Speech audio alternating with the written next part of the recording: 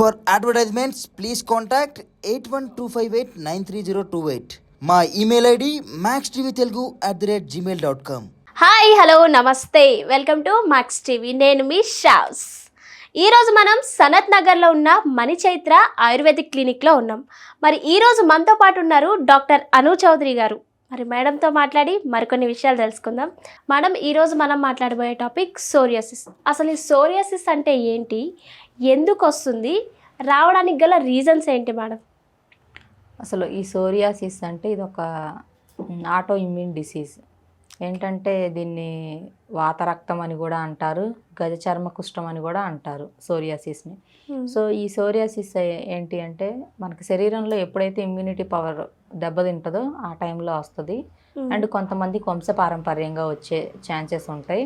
And ఇది అంటువ్యాధా కాదని చాలామంది నన్ను కామెంట్ పెట్టారు, అడిగారు కూడా. సో ఇది అంటువ్యాధే అండి. ఓకే. సో ఏంటంటే సోరియాసిస్ ఉన్న వాళ్ళు ఎవరైనా గనక ఉంటే ఇంట్లో, సో లేదంటే సోరియాసిస్ ఉన్న వాళ్ళతో వీళ్ళకి ఏదన్నా కొంచెం బట్టలు కానీ లేదంటే ఏదన్నా ఫుడ్ ద్వారా కానీ సో వచ్చే ఛాన్సెస్ తక్కువ పర్సెంట్, అంటే ఎక్కువ కాదు తక్కువ పర్సెంట్ ఉంది కొంతవరకు. అండ్ ఇది ఏ ఏజ్ వాళ్ళకు వస్తుంది అని మనం చెప్పుకుంటే దీనికి ఒక ఏజ్ లిమిట్ అనేది లేదండి. చిన్న పిల్లల దగ్గర నుంచి వృద్ధుల వరకు ప్రతి ఒక్కరిలోనూ చూస్తూనే ఉన్నాము. ఓకే మేడం, ఈ డిసీజ్ అనేది ఎక్కువ ఏ ప్లేసెస్లో అవుతుంటుంది మేడం? ఓకే, ఈ సోరియాసిస్ బాడీలో ఎక్కడైనా రావచ్చు.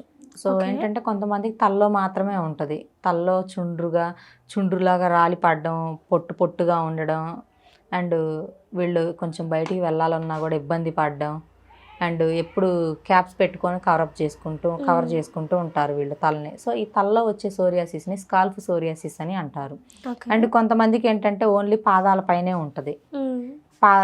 కొంతమందికి కొన్ని కేసెస్లో ఏంటంటే పాదాల దగ్గర నుంచి మోకాళ్ళ వరకు ఉంటుంది. అండ్ కొంతమందికి ఏంటంటే మెడ దగ్గర నుంచి వీపు వరకు వస్తూ ఉంటుంది. కొంతమందికి ఓన్లీ హ్యాండ్స్కి మాత్రమే ఉంటుంది. ఓకే మేడం, నాకు ఒక డౌట్. ఇప్పుడు ఫర్ సపోజ్ మనకి హ్యాండ్ మీద అయింది అనుకో, అక్కడ నుంచి మళ్ళీ వేరే ప్లేస్కి మనకి స్ప్రెడ్ అవుతుందా? అవుతుంది, స్ప్రెడ్ అవుతుంది. ఏంటంటే దానికి మనం ప్రాపర్గా ఎప్పుడైతే మనకి ఒక ప్లేస్లో వచ్చింది అని మనం వెంటనే గుర్తించి దానికి మనం క్రీమ్స్ మెడిసిన్స్ వాడితే అది కంట్రోల్ అవుతుంది. అదర్ పార్ట్కి స్ప్రెడ్ అయ్యే ఛాన్సెస్ అనేది తగ్గిపోతాయి మ్యాక్సిమం. ఈ సోరియాసిస్ వచ్చిన వాళ్ళు లైఫ్ టైం ఇలానే ఉంటుందా మేడం, లేదా దీనికి క్యూర్ అనేది ఉంటుందా? లేదండి, దీనికి కరెక్ట్ ట్రీట్మెంట్ కనుక వీళ్ళకి దొరికితే క్యూర్ అనేది త్వరగానే అవుతుంది, లైఫ్ టైం ఏమీ ఉండదు. ఓకే. అసలు ఈ సోరియాసిస్ ఉన్న వాళ్ళు ఏంటంటే వీళ్ళు కొంచెం పొల్యూటెడ్ ఎన్విరాన్మెంట్కి దూరంగా ఉండాలి. అండ్ శరీరం కూడా ఎప్పుడు తేమ ఉండేలా చూసుకోవాలి. కొంతమంది ఏంటంటే వాటర్ అనేది తక్కువగా తాగుతూ ఉంటారు. సో వాటర్ అనేది ఎక్కువగా తీసుకుంటూ ఉండాలి, శరీరం తేమగా ఉండేలా చూసుకోవాలి, అండ్ పొల్యూషన్కి దూరంగా ఉండాలి. కొంచెం స్ట్రెస్కి ఎక్కువగా గురవుతూ ఉంటారు ఈ సోరియాసిస్ ఉన్న వాళ్ళు. చెప్పాను కదా, సోరియాసిస్ ఉన్న వాళ్ళకి ఏంటంటే ఇప్పుడు స్కిన్ పైన పొట్టులా వస్తూ ఉంటుంది, చేప పొలుసులు పొట్టు ఎలా ఉంటుందో సో అలా డాండ్రఫ్ అనేది ఎక్కువగా పొట్టు రావడం, దురద పెట్టడం. కొంతమందికి ఆ దురద పెట్టిన టైంలో కొంచెం గిల్లినట్లయితే గోకినట్లయితే బ్లడ్ వస్తూ ఉంటుంది. కొంతమందికి చూసుకుంటే చీము గారటం, కొంతమందికి నీరులాగా గారడం, స్మెల్ రావడం అలా ఉంటుంది. సో వీళ్ళు ఏంటంటే సోషల్ డిస్టర్బెన్సెస్ అనేవి ఎక్కువగా ఫేస్ చేస్తూ ఉంటారు. అండ్ వీళ్ళు కొంచెం ఎక్కడికన్నా వెళ్ళాలన్నా కూడా వెళ్ళరు మ్యాక్సిమం. అండ్ వీళ్ళు కొంచెం ఎప్పుడు తడిగుడ్డతో తడుపుకోవడం శరీరాన్ని అలా చేస్తూ ఉంటుంటారు. ఓకే. మరి సోరియాసిస్ డిసీజ్తో బాధపడే వాళ్ళకి ఎటువంటి ట్రీట్మెంట్ ఉంటుంది మేడం ఆయుర్వేదంలో? సో ఫస్ట్ దీనికి పథ్యం అనేది ఇంపార్టెంట్ అండి. ఏంటంటే సోరియాసిస్ ఉన్న వాళ్ళు ఏది పడితే ఆ ఫుడ్ తీసుకోకూడదు.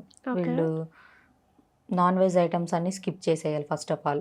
అండ్ ఆయిల్ కూడా మ్యాక్సిమం వీళ్ళు స్కిప్ చేసేసి కొంచెం బాయిల్డ్ ఐటమే తీసుకోవాలి, వెజిటేబుల్స్ కానీ. అది రైస్ క్వాంటిటీ తగ్గించేసి కర్రీ క్వాంటిటీ ఎక్కువగా తీసుకుంటూ ఉండాలి.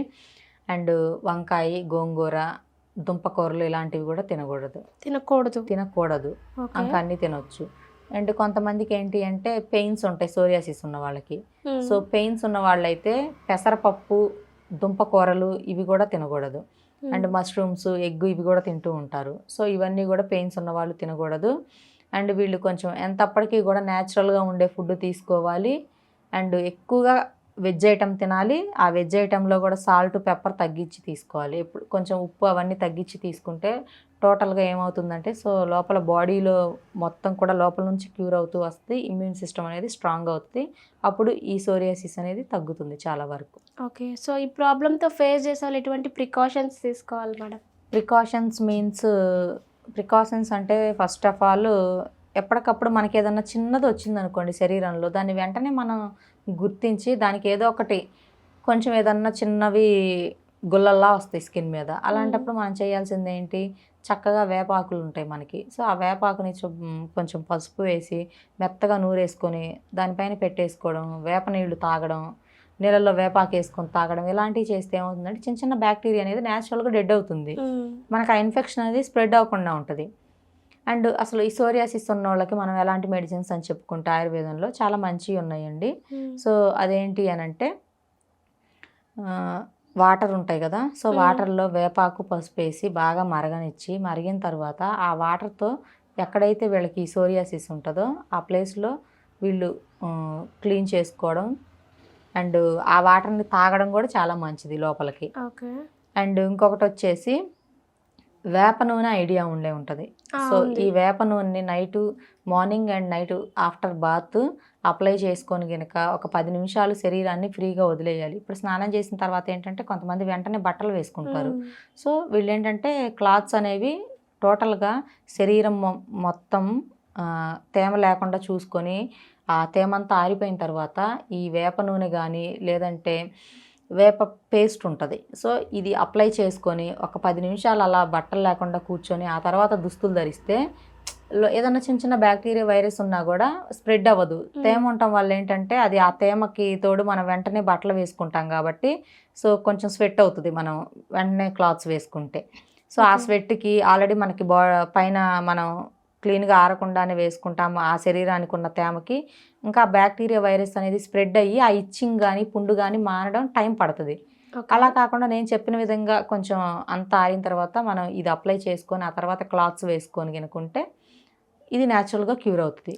ఓకే మేడం, నాకు ఒక డౌట్. ఇప్పుడు మనం వెంటనే స్నానం చేసిన తర్వాత కొంతమంది బాడీ మొత్తం తుడుచుకోకుండానే బట్టలు వేసేస్తారు కదా. సో తుడుచుకోకుండా బట్టలు వేయడం వల్ల మనకి ప్రాబ్లం వచ్చే అవకాశం ఏమైనా ఉంటుందా? ప్రాబ్లం వచ్చే అవకాశము ఉంటుందమ్మా. ఏంటి అంటే మన శరీరం స్నానం చేసి మనం స్నానంతో మన శరీరాన్ని శుద్ధి చేసుకున్నాం.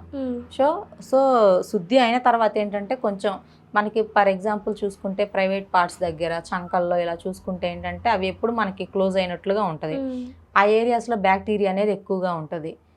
సో ఇలా మనం నీట్గా శరీరాన్ని టవల్తో కానీ బాగా, అది టవల్ అంటే మనం ఎప్పటికప్పుడు క్లీన్ చేసుకున్న టవల్స్ వాడుకోవాలి. అలా నీట్గా తుడుచుకోవడం వల్ల ఏమవుతుందంటే ఏదన్నా కొంచెం మనకి ఆ ప్రైవేట్ పార్ట్స్లో ఉన్న బ్యాక్టీరియా అనేది డెడ్ అవుతుంది. అలా తుడుచుకోకుండా డైరెక్ట్గా మనం క్లాత్స్ వేసేసుకుంటే, బట్టలు వేసేసుకుంటే అదనేది ఇంకా స్ప్రెడ్ అవుతుంది. శరీరానికి మనం కొంచెం ఫ్రెష్ అనేది ఇవ్వాలి. చూసారు కదా ఫ్రెండ్స్, మీరు కూడా ఎటువంటి ప్రాబ్లంతో ఫేస్ చేస్తున్నా కింద స్క్రోల్ అవుతున్న నెంబర్కి కాల్ చేయండి, అపాయింట్మెంట్ తీసుకోండి. Thank you.